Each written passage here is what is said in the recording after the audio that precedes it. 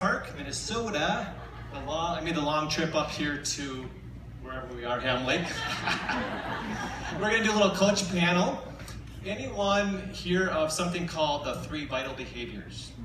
Anyone hear that? It's something very important to our business. If we're not focusing on these behaviors, we get really distracted and we don't focus on the prize of helping as many people as we can. There's a creek in here, so be careful there. But what I want to do first, before we get to the panel, what's the first thing? We can all read, but what is the very first piece of the 3 vital behaviors? Everyone all together. Invite, invite, invite. And then we have to show that the products work. I'm a P90X guy, and I went from all the other programs, but if I didn't do the programs, who's going to believe me?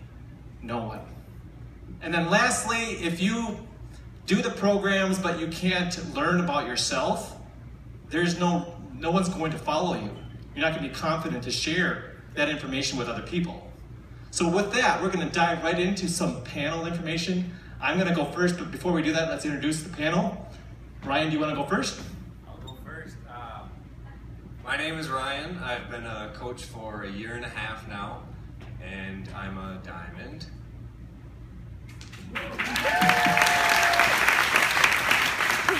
My name is Jenna Beaverson. I've been a coach for a little over 1 year now, and I'm a 2-star.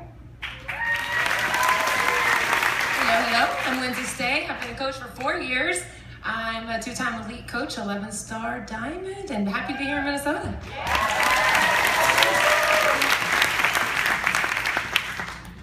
And Marcus.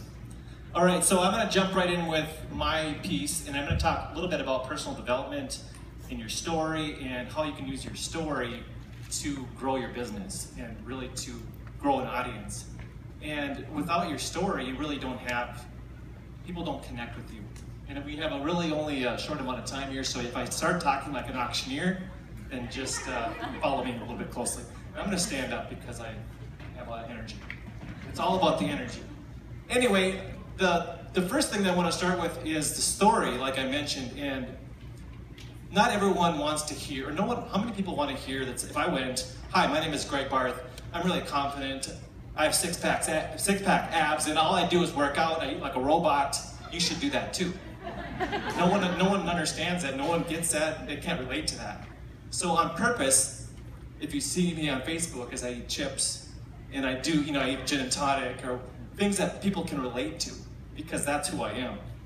But if I see someone in the elevator, and they're wondering what I'm doing, I simply say, my short version of my story, I started P90X in 2009 where I was really soft and lethargic. I was watching 24 all night with Jack Bauer saving the world. And I wanted to start living my life for myself. So I lost 25 pounds, started kicking some major and I felt so much better that I just took it from there. People started to ask me questions and I started to coach them and my life started to change dramatically.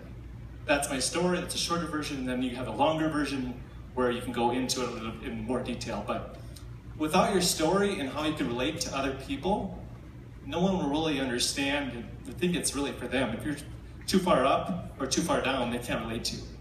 So always be sharing your story. And if you're reading books, then you're going to be listening to audio, you're going to be growing as a person and become more confident to share that story. So one thing that's really tough for me to talk about is I went through a divorce last year, and this is my struggle. I'm embracing that. It was hard for me to even really announce that and say the D word, to be honest, but then I shared it with a whole podcast episode. I'm embracing it, and I want to reach out to other people that can really identify that if he's doing that, and he's still working out, and he's getting into shape, then I can do the same thing. I want them to be able to relate to me, and I have to open up. And that's taken a lot of personal development, and even thinking about it now, it's hard to talk about.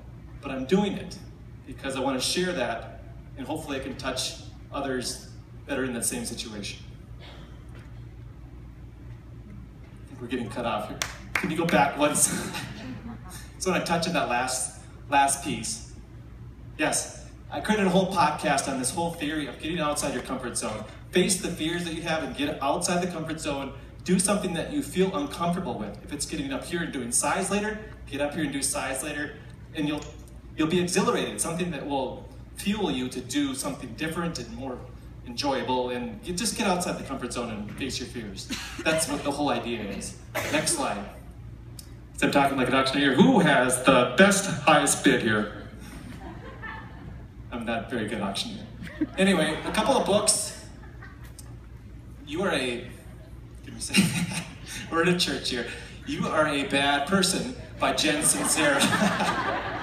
If you have any trouble specifically with confidence and negative stories in your head, this is an excellent book, and the audio version is usually where I go, because it's much easier when you're traveling around and you can just listen to the book.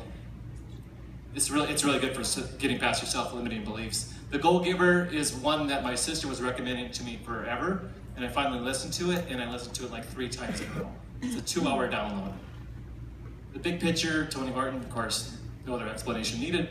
The War of Art, getting past resistance, the things that come up. Arnold mentioned that before.